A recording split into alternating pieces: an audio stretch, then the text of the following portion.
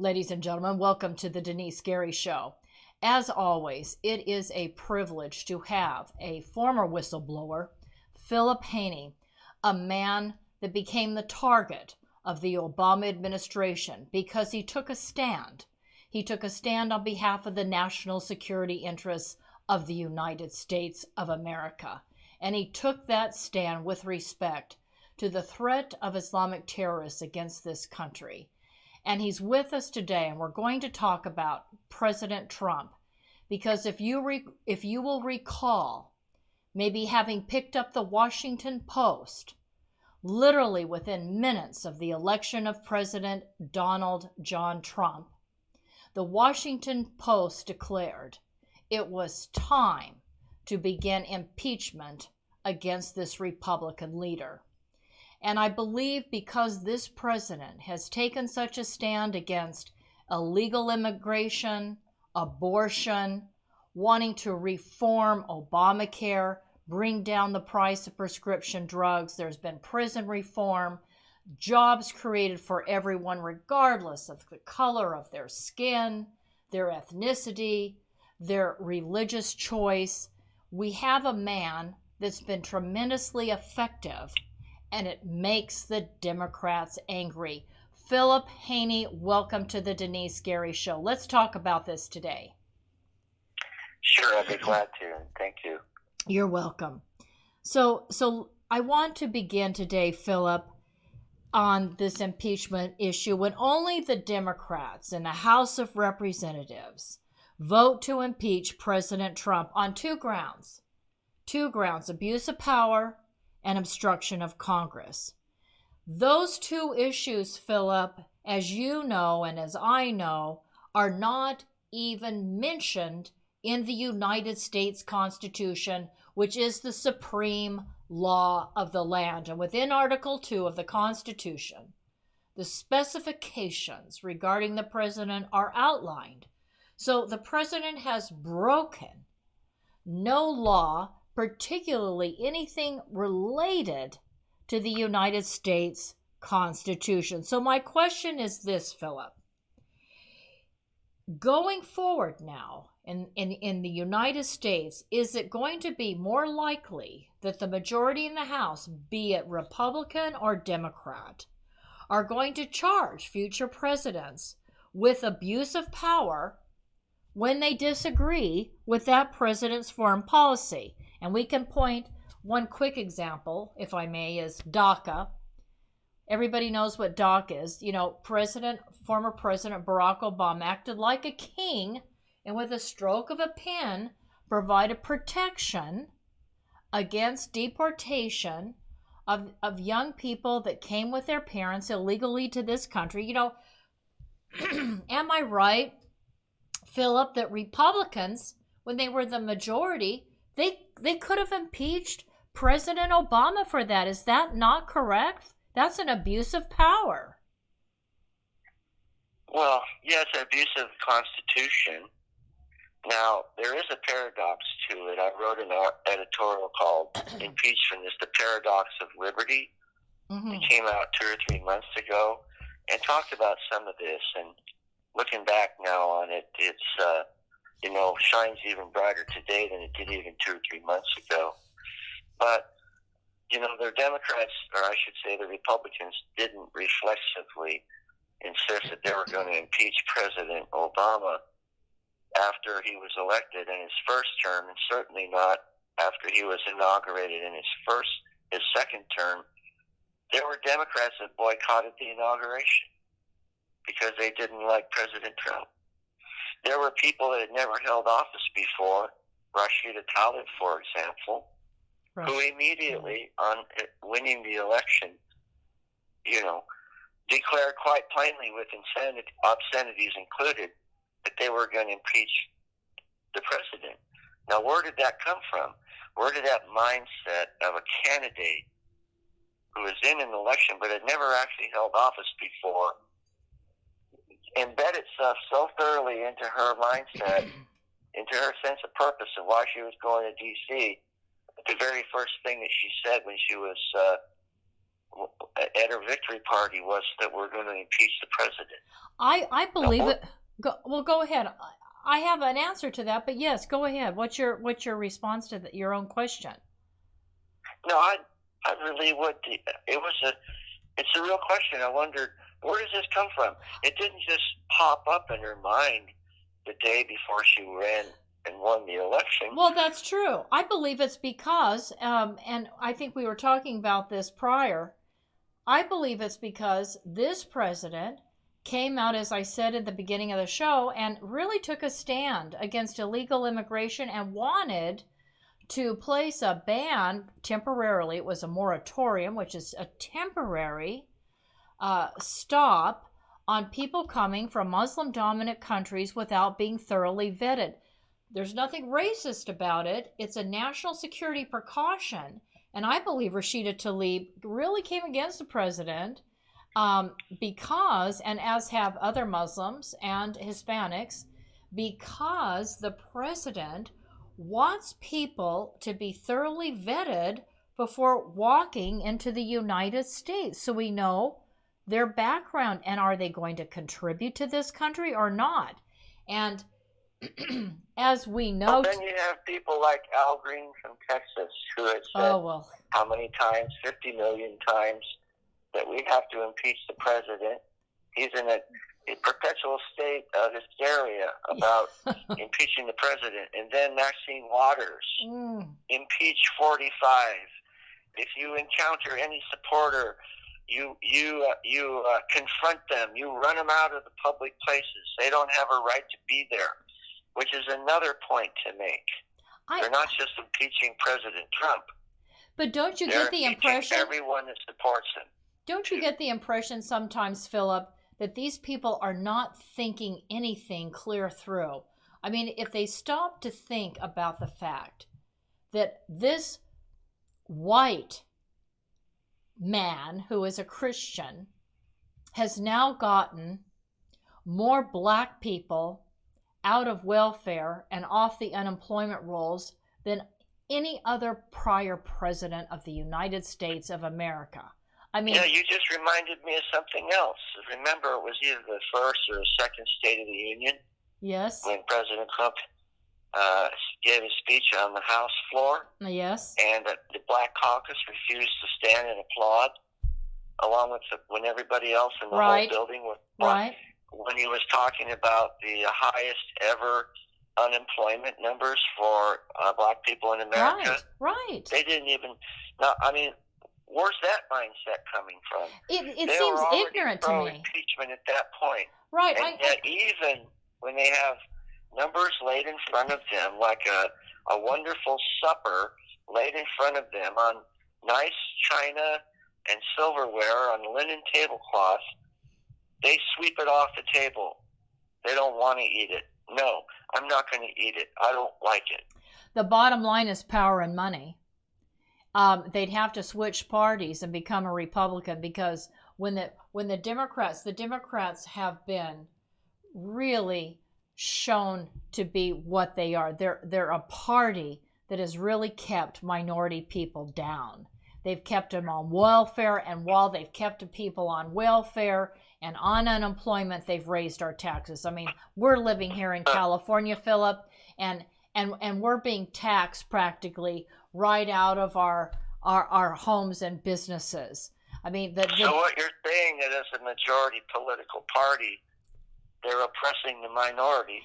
Absolutely. They say that they support so much, right? Exactly. And I'm saying that because the president has done so much to help minority people in this country to get a job, to get an education, to see wage increases, to bring down the price of prescription drugs, to support our veterans and give our veterans a pay raise, the first real serious pay raise they've had in over a decade, to build up our military, to create a space force because China and Russia have weaponized space.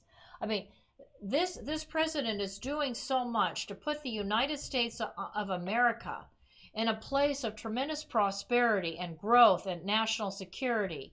I just think that the Democrats see that, and the only way they know to remain in power, their only possible way to stay in power is to discredit this man. That's all they've got.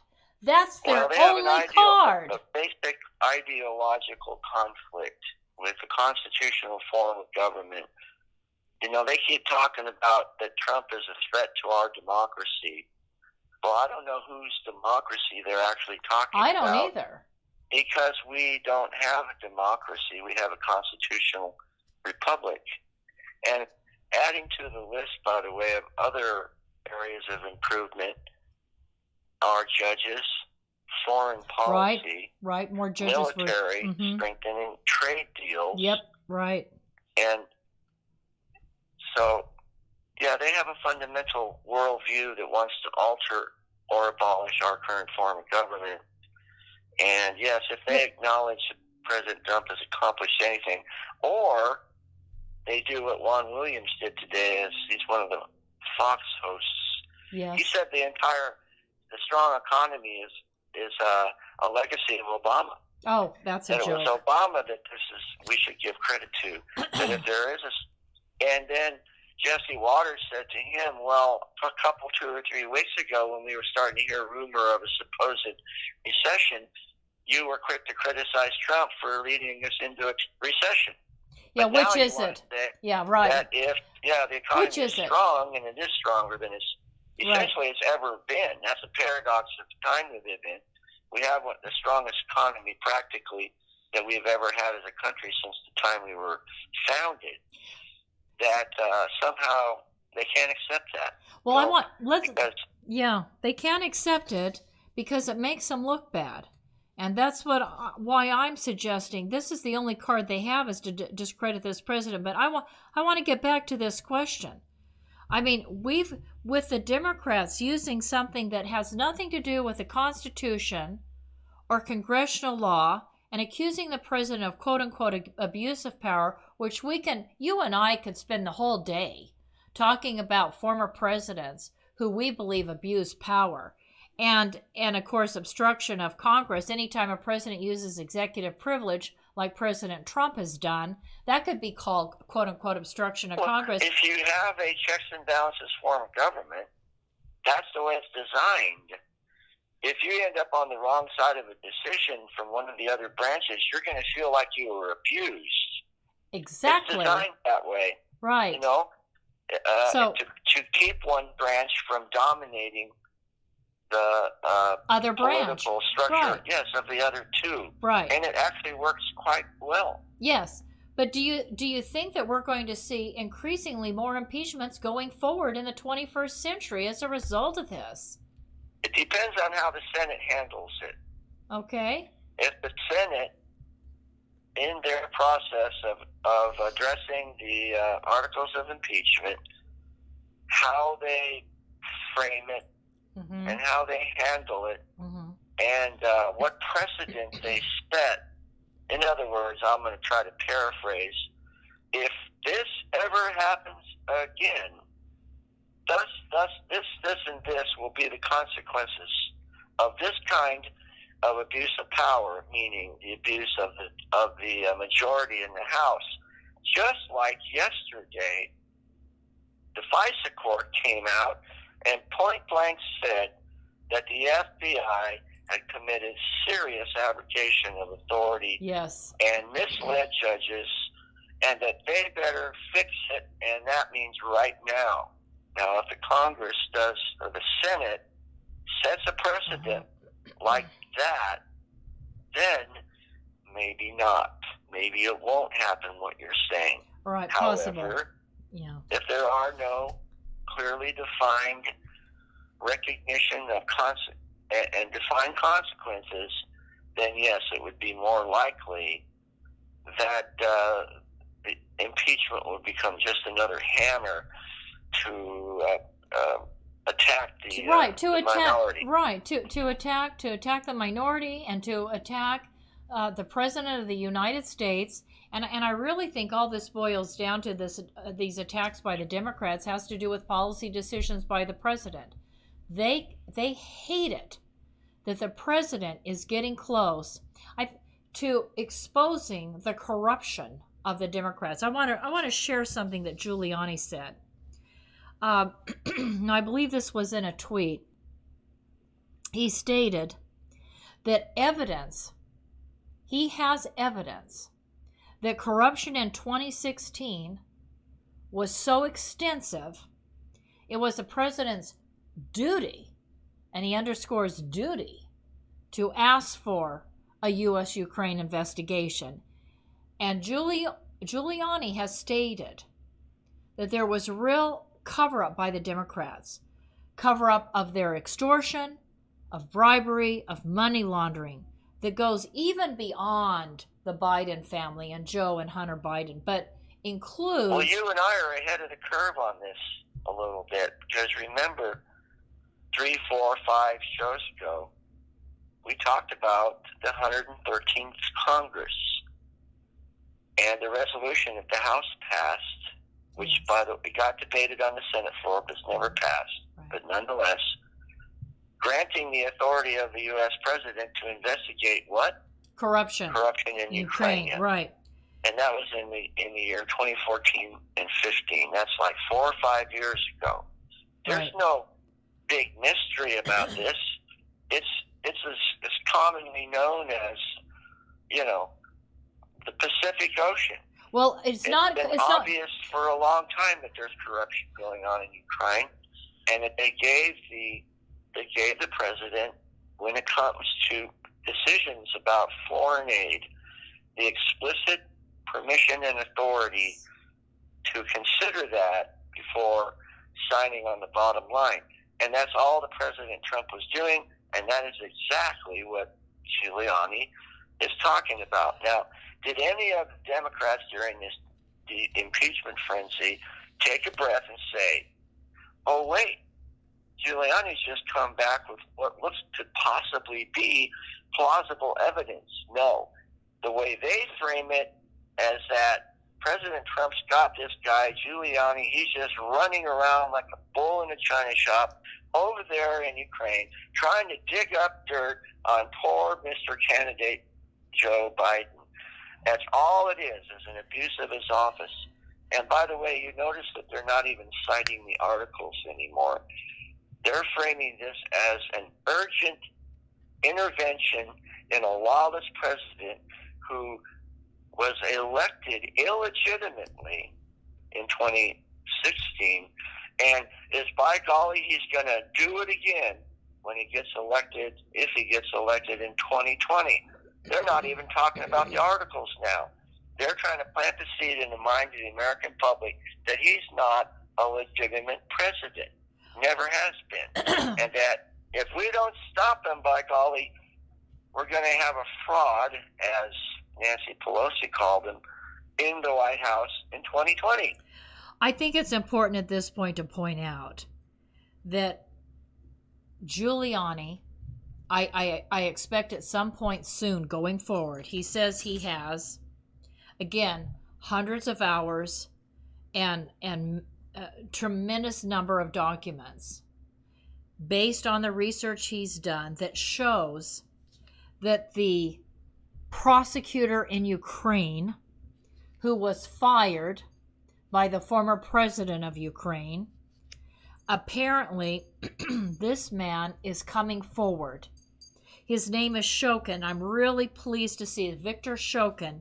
Giuliani said, and I'm quoting, "Witness Victor Shokin holds documents proving money laundering by Burisma and the Bidens. And indeed, this Ukrainian prosecutor was, quote, fired due to Vice President Biden's threat not to release $1 billion in vital U.S. foreign aid, and Shokin's medical records show that he was poisoned, died twice, and was revived as a result of him trying to uncover this kind of corruption between the Democrats and the Obama administration and the DNC." And I just... Yeah, but if you talk to the average person on the street right now, they're going to sound like a parrot, because they're going to tell you, oh, that was already investigated, and it's a debunked conspiracy theory. Joe Biden never did anything wrong, and just listen to him. He'll tell you that. And his poor son, Hunter Biden, didn't do anything wrong either. There's no truth to it. It's been debunked. That's what you will hear from the person on the street all the way up to MSNBC and CNN and the whole rest of them. Oh, that's a conspiracy theory. But we know it's not a conspiracy theory, Philip, because we have, I mean, I've seen at least on Fox News. I don't know if CNN bothers to show the clip, or MSNBC or ABC or CBS or NBC, but a lot of Americans have seen the clip where Joe Biden is literally bragging over the fact that he got this special prosecutor, this prosecutor in Ukraine, fired from his job when he was ready to expose Burisma and the Bidens for the kind of money laundering schemes and extortion and bribery and DNC collusion with Ukraine.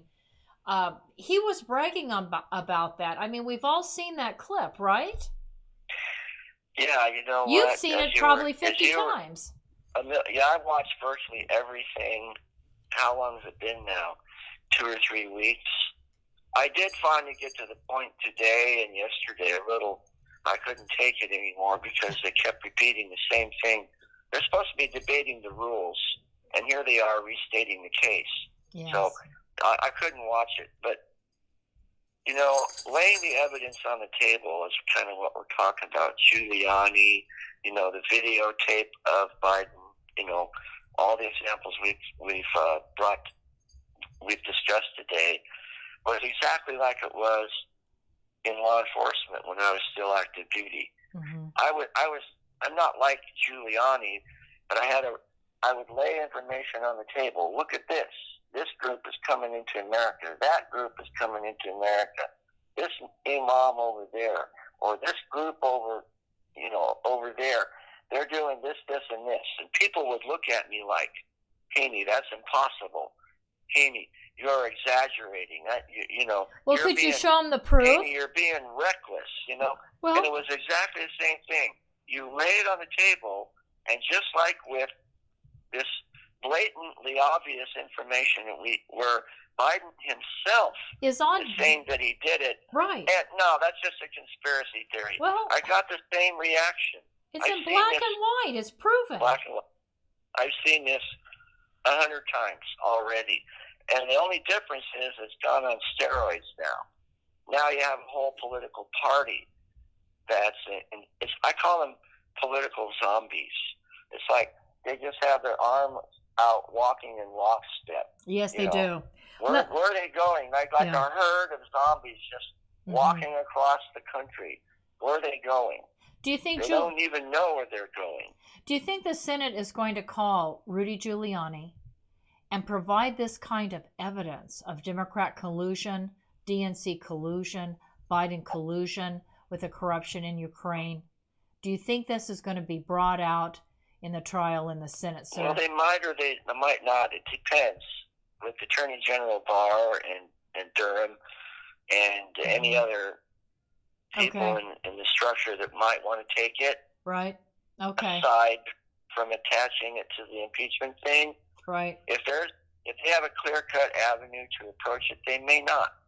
Because the point is to bring it out. If they can find a way to bring it out without necessarily delaying and prolonging the impeachment process trial on the Senate side, then that would be better. Do it that way. Yeah, that would be better. I believe that too. I think the Senate it needs to run quick through the Senate. I believe personally, just again my personal opinion, I think the Senate needs to end it, and I think it needs to be end immediately.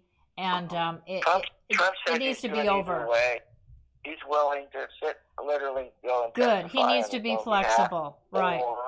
Yeah. He said, "I'm going to leave it up to my team. Okay. I'll do whatever they say," which I think is perfect. Yes. Because it's a done deal already. They've already psychologically, if that's the right word for it, they impeached him the day he was inaugurated. He's been operating in the office, his position as president, as though he were impeached this whole time anyway. So for him, it's like no big deal. The only thing that it really does is bring out the black and white of it. You know, you've got the majority party that's going to vote 100%. No, that's not quite true. There are a couple people that are going up to the other side. But primarily, it's not bipartisan. It's a partisan effort. And the Democrats have they're laying all their weaponized cards it. on the table. Mm-hmm. They're going to drive themselves right over the cliff and pay a big price for it politically. So from Trump's point of view, he doesn't like to be it, but he's not going to be removed. He very likely will be reelected. Yes. And then what? What are we going to see? The next Congress do another impeachment thing? You know, I hope not, and I certainly hope that the Republicans become a majority in the House. So it's likely that it won't happen, because this is the Democrats have basically weaponized their authority to bring down a duly elected person that's done a tremendous work, despite the Mueller investigation and now an impeachment process. I mean, it's incredible. They're dropping their bombs on the American people. They're missing the target completely. Right. You know, they're creating collateral damage politically and socially. They're not hitting the target. They've certainly divided the country. They're like Elmer Fudd, just, you know, blasting away at the Wascally Rabbit, and they don't even know where the Wascally Rabbit is.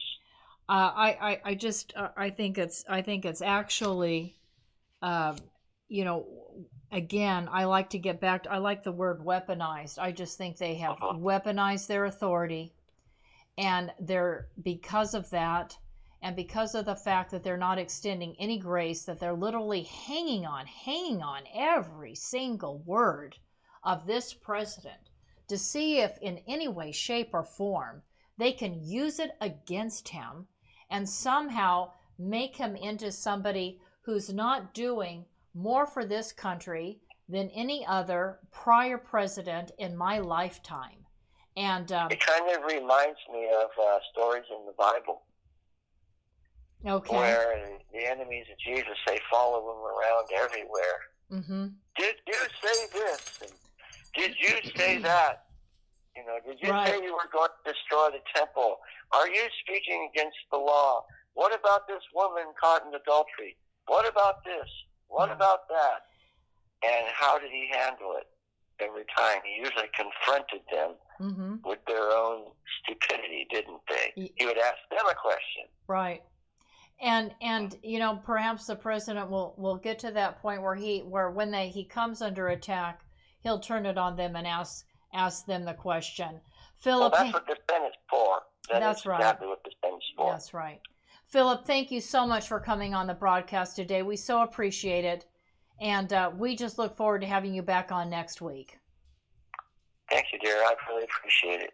Thank you, sir. Have a good evening. Good night. Good night. Thank you. Ladies and gentlemen, let's go to Anatase Products. I'll be right back.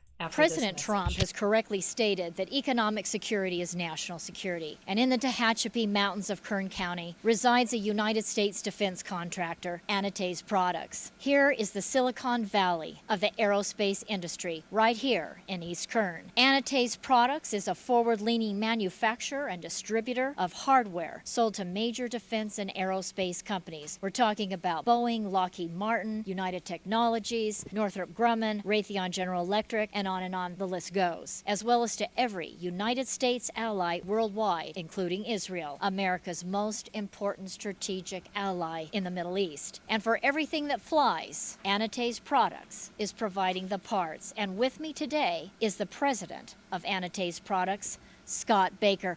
Hi, Scott. How you doing? Scott, tell us why you believe this corner of Kern County is the hub of the aerospace industry. Well, this portion of Southern California here out in the Antelope Valley, it contains, some of the most cutting-edge technology going on in aviation today. We have some of the UCAS programs with unmanned technologies going on. We have Edwards Air Force Base out here, who's doing continual testing in their area. We have the Naval Weapons Station up there at China Lake, doing some fantastic cutting-edge stuff, cruise missile technology, and those things are going on.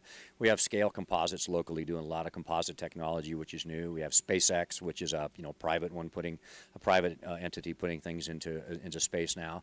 This area is the growth center for aviation's future, and this is the area I think that as a nation we need to be concentrating some of our effort and taking this technology. And as we all know, with the space program from Apollo years ago, out of these technologies, we the private sector are going to reap some of the benefits of that. Thank you, Scott. Ladies and gentlemen, Scott Baker, president of Anatase Products. Anatase Products, located in the beautiful mountains of Tehachapi, California, in eastern Kern County, is home to some of the most innovative and specialized technologies in the world, including those at the U.S. Naval Air Warfare Center, Weapons Division at China Lake, Edwards Air Force Base, as well as Stratolaunch, launching satellites capable of delivering multiple orbits in a single flight to space. And it is Anatase Products that has provided the manufactured devices, and the president, Scott Baker of Anatase Products, Marine Corps veteran, reactivated on 9/11 to monitor threats to the homeland, is carrying on a tradition of providing for the security of the United States by manufacturing every kind of fastener on anything that flies, as well as providing a full testing destructive laboratory. Contact Anatase Products, now in business for 30 years, at 661-822-6873. Located at 1314 Goodrich Drive in Tehachapi, for your manufacturing and testing needs today. And ladies and gentlemen, doesn't Italian food sound good tonight? It's cold outside. Let's have some Italian food. Let's go over to Frugati's restaurant. I'm going to give you the address. It's 600 Coffee Road, Bakersfield, California. Their phone number is 661-836-2000. Again, they're at 600 Coffee Road in the city of Bakersfield. You can call them, and I don't think Frugati's takes reservations, but maybe you can give them your name and say, I'm on my way. 661-836-2000. They use all natural ingredients. I mean, they make everything from scratch. They have just fabulous entrees. And again, I just love the fact that even the breads, everything is made from scratch, and it's just so delicious. And they've also got like a healthy light diet menu as well that's Italian. It's just fabulous. So go to Frugati's restaurant right here in the city of Bakersfield on Coffee Road and just have a fabulous dinner. And don't forget to tell the owner, Ralph Frugaletti, from Italy, an Italian American, don't forget to tell him you heard all about his fabulous restaurant on the Denice Gary Show. Ladies and gentlemen, thank you for listening. Share this broadcast out to everyone you know. And please remember the Denice Gary Show. As we approach the end of the year, make a tax-deductible contribution to my 501c3, the Middle East Initiative, P.O. Box 82162, Bakersfield, California, 93380. Thank you so much. It's so appreciated. Have a great evening. See you tomorrow.